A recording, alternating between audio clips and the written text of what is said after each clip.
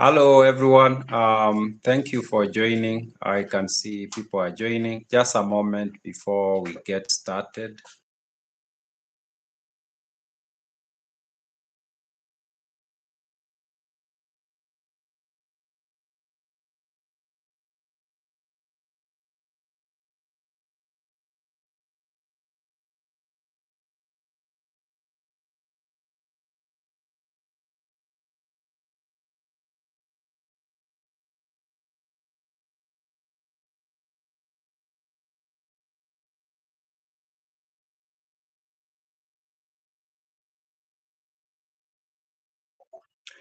Hello.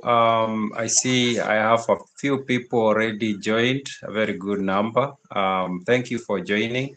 It's another Friday. I did say last week that we are going to do a live session every Friday evening at this time. So I'll try to keep it consistent like this so that we can know when we can meet and talk. I'm still trying to figure out how I can have a live stream where people can join and talk through their audio and video. I've not figured out how I can do. I tried the laptop, it's not working. I've tried my phone, I can't, but I'm going to figure it out. I'm going to figure it out very soon.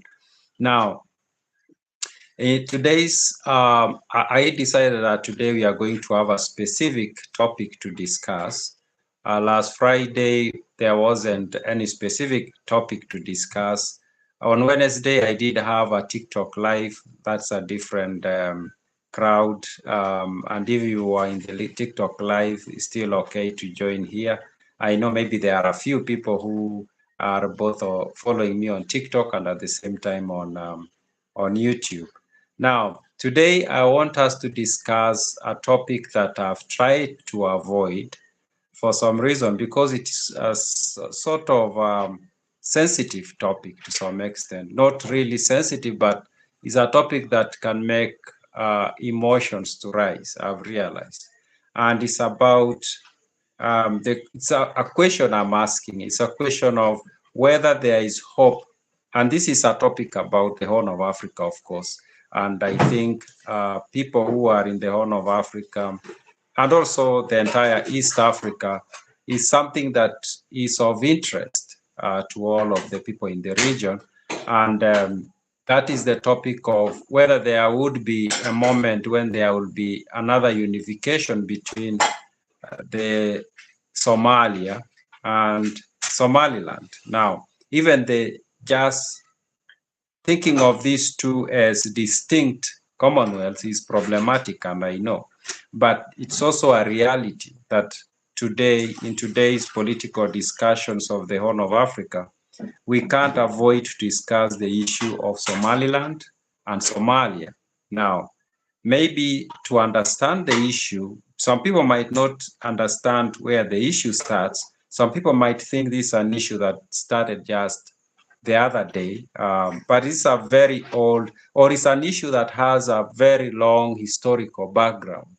And I remember I was reading Richard Barton's book, First Steps in East Africa, and reading through that book, it became sort of the beginning of the story of Somaliland and Somalia. And of course, when I say Somaliland, I assume people who are watching know what I'm talking about. Is a territory to the northwest of Somalia, which is declaring autonomy, and to some level we can say independence, and it's been pushing for that independence for some time now. And recently, and it's an happening that happened, and I avoided trying to get myself into that. The state of Israel announced that it was recognizing Somaliland as an independent state. And of course, there were jubilations in Somaliland. They celebrated that.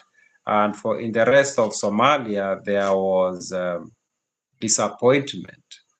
And also in the rest of the East Africa, there was sort of shock, like that is going to change the dynamics of this region in a very, very big way. Now, going back to history, just so that we get to understand where, and we can get on with the questions and the comments in the comment section, and I'm going to read. So feel free to do that. Now, going back to the book I mentioned, First Steps in East Africa by Richard Burton, he discusses going to Zeila from Aden and going to Harar and then going back to Berbera, and then, of course, leaving the land and going back to Aden after being attacked. He discusses some of the reasons, to some extent, just a little bit. He mentions why the British were interested in that land. Specifically, they were interested in that land because of the corridor along the Red Sea. The Red Sea has, for thousands of years, been a very, very valuable corridor that most or many powers have attempted to control. And that has not changed for thousands of years. At some point, the Turks were interested in controlling that corridor. And then, of course, the British were interested. And then the Egyptians were interested, and they did control that corridor. And up to date, different powers want to control that corridor for a reason, because that corridor is very lucrative.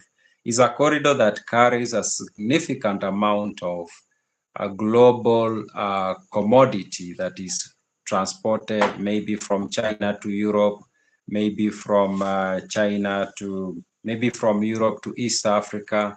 So there is a lot of interest in that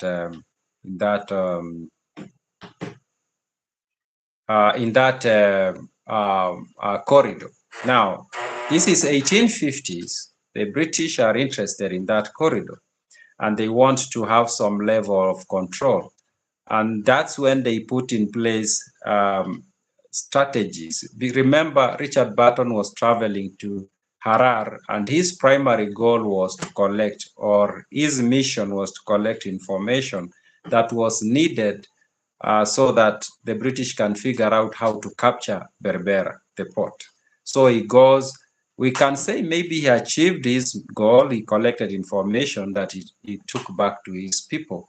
And of course, then plans were put in place. And by 1880s, the British were making negotiation or doing negotiations and signing treaties with the local different clans of that near Berbera, that region.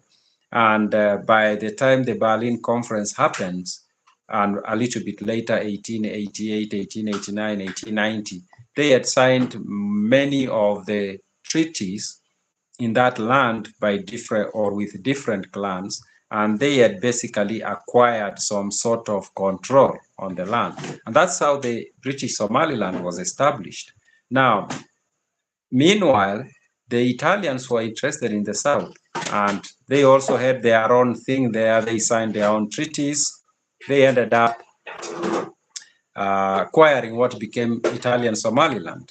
But remember that the entire region, the people were the same people. They spoke the same language. They had the same religion. They had the same culture, and they still do, of course. And also the people that are found in Ogaden, Ethiopia, and also the northern part of Kenya. All those people, of course, same language, same culture, same religion, same way of life. So basically, same people. And also Djibouti, which was taken by the French.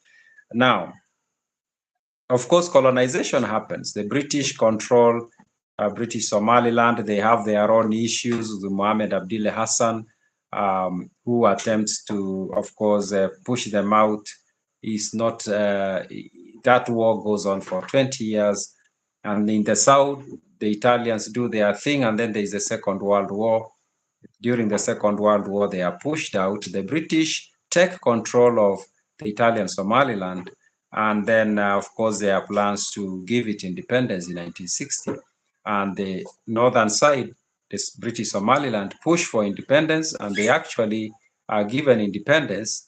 And the independence happens in 1960 for both colonies. And in both colonies, there were people who recognized that these two colonies were the same people. And there was even an attempt to bring in Djibouti to be part of the Union.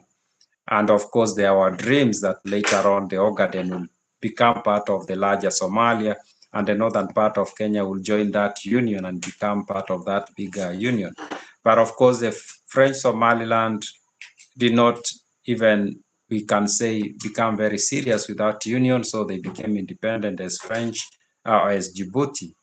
British Somaliland and Italian Somaliland was so committed that in 1960 they signed treaties and they became, they created a larger Somalia Republic. Now, when it comes to the treaties, the people might not agree. There are those who say the right papers were not signed. There are those who say that the right procedure was handled, and so there was nothing that can be said that went wrong. But now that's a different conversation. Now they become independent. It's one republic. Of course, then there is a war that happens, but before the war, of course, there is the coup that takes place in 1967. Mohamed Siad Barre becomes the president. And then now that's where now the union starts entering shaky grounds, but not really. Of course, the war with Ethiopia happens, and then it ends in the late 70s. And then Siad Barre is sort of weakened. Come early 1990s, he's removed from power, or he goes away. And after he goes away, of course, there is what happened. And the northern side decided it is at the time to just do our thing, and they started doing their thing. But we can't say that they were the only ones who were doing their thing like that. There are many regions that were running their own affairs locally. But the northern, what now we call Somaliland, decided that maybe it was better for them to become independent, and they've been pushing it since early 1990s. The rest of the world has sort of ignored that call until recently, when the state of Israel said they recognize them. They became the very first country to do that. There are other countries that have sort of had some relationship with them, but not in a very formal way. But now that happened. Now, with that happening, of course, the question becomes, is there hope that in future Somaliland will continue being part of the larger Somalia Republic? Now, that's the question, and I'll want to hear from people. Mustafa, hello. I hope you are doing fine. Mobiru, hello. Nakekelo Shabangu, I hope you're still around. So that's the question, whether there is still hope that these two entities would at one time end up forming a union. I have my own predictions or thinking. I think it might be very hard for the union to go back to where it was. But that does not mean that the union cannot exist. It can go back to where it cannot, it might never go back to where it was, but it can still exist. Maybe what will happen, and most likely it's going to happen, the two sides are going to seek a new arrangement. Maybe the new arrangement will be sort of a federation, which already exists actually. It's like, it's a federal republic already. But maybe the contents of that that contract that establishes the federation maybe might be discussed afresh. Maybe, I'm just thinking. And then at some point, there will be an agreement that they should stay together as one country, maybe with some level of autonomy given to Somaliland and maybe other regions. They might get more autonomy, but maybe they might have a federal government that takes care of international conversation, international interactions, but then the local governments, of course, takes care of the local issues and economy and things like that. So I don't think the union will die. The union is likely to survive. And I don't think after what has happened for the last close to 30 years or over 30 years, anybody is interested in going into a very rough period. I think people are tired with that. So likely it's going to survive.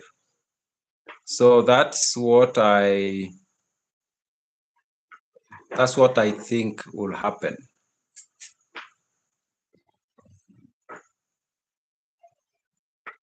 Let me see. People will.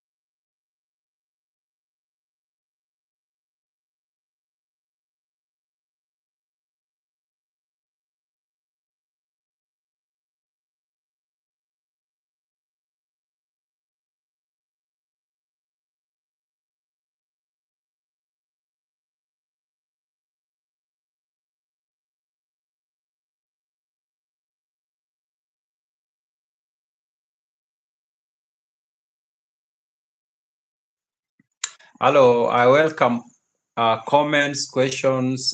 Feel free to type. And of course, the discussion is about the whether there is hope of Somaliland rejoining the union. That's the topic of the day.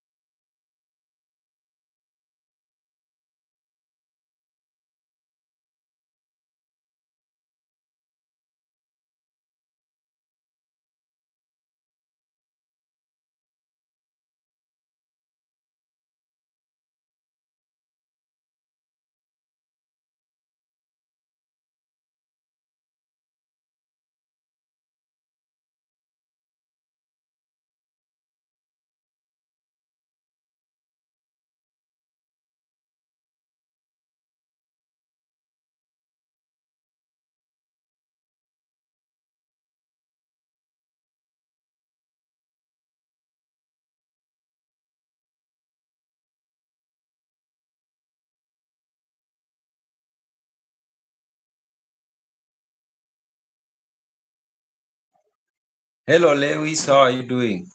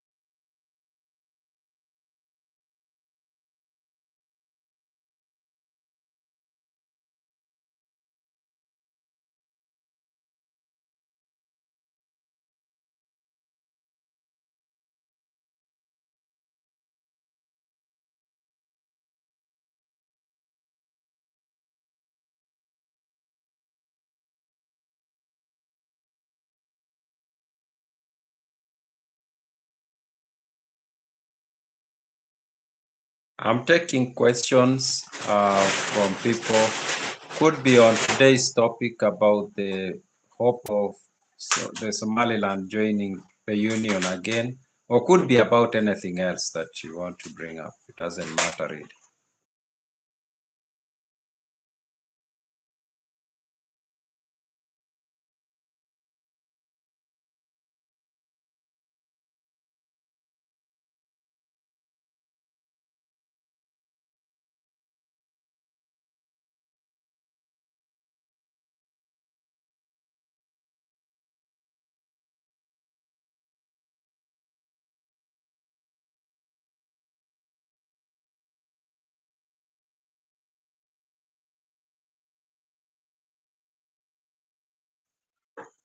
Hello, Mustafa. How are you doing? I hope you're doing fine.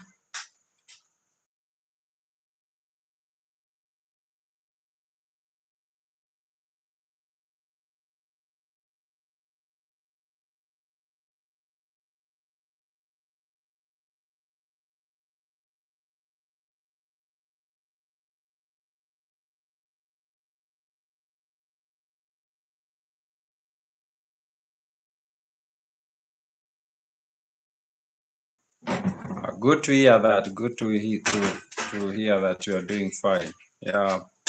So today I was discussing the Somaliland issue, but you can bring up any other issue you want to bring up or question, doesn't matter. But I was discussing about the whether there is hope of Somaliland rejoining the union, especially after the things that have happened in the recent past.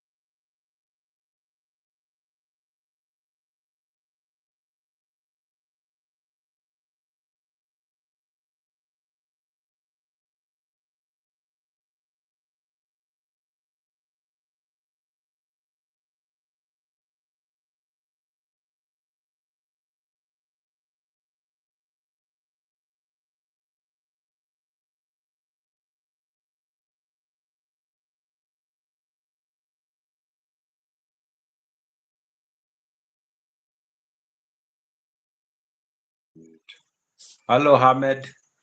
Thank you very much. Thank you for watching also. Yeah, thank you. And thank you for the feedback. Really appreciate it. Yeah, we need to learn the history of this region. Because if we don't learn the history, then things will happen and we don't know what's happening. But if we take time to understand the history, it helps. I believe it helps.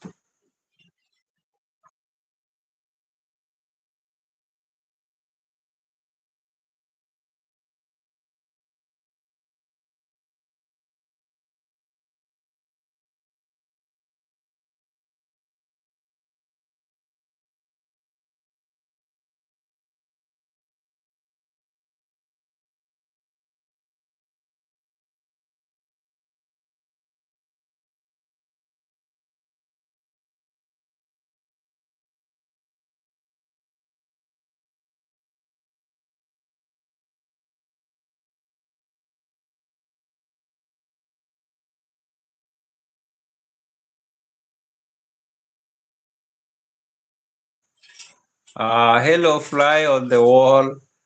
This one was done by my son, um, and then we just had someone. I don't remember how much we paid to just have it. I think it's 1,000 shillings to have it put there, but it was done by my son. Yeah, he was 3 year old when he did it.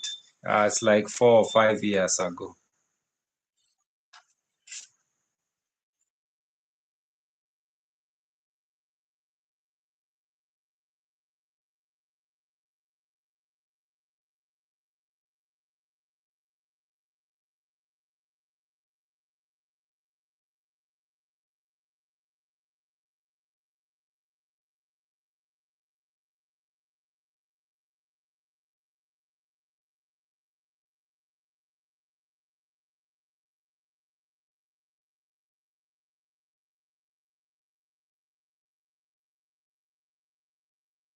Yes, yes, and that's why I decided to have it put up like that.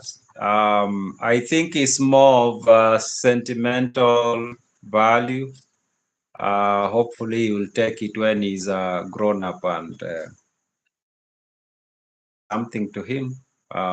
Hopefully, it will mean something to him. I don't think so because it's more for him. Yeah, actually, it's for him that. I believe it will mean something to him later on when he grows up. So keep it until when he's older, then uh,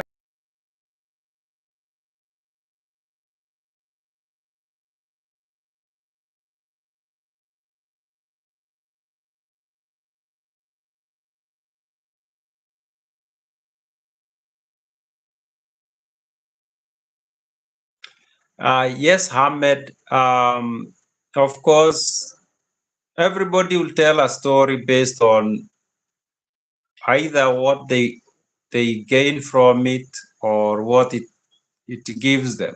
So uh, unfortunately, we Africans let our history be told. And I think we've paid a huge price for that. Unfortunately, we're still letting it happen up to date, actually. We are not taking control of it. And I think we should. We look at what they've written about us for 200 years, and then we also look at what we know. And some of it doesn't even need us to find any other information. Sometimes you can just look at a piece of history and you just know there's something wrong with it. Yeah, but I agree. We should we should take control of our history, and it's not just the history, but also our image out there. For far too long, we have allowed others to define who we are. We have allowed others to tell the rest of the world who is an African. And I think it's time we stopped that.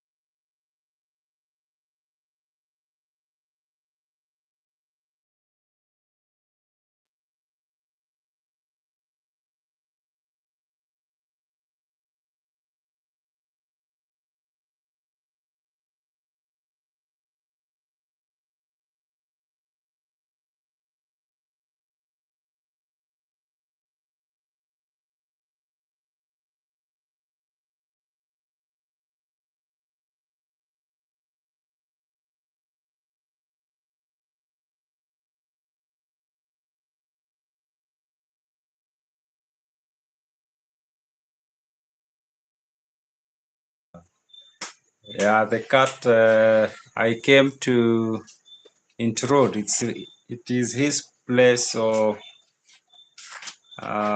usually spends the time there. So it is me who came to intrude. Um,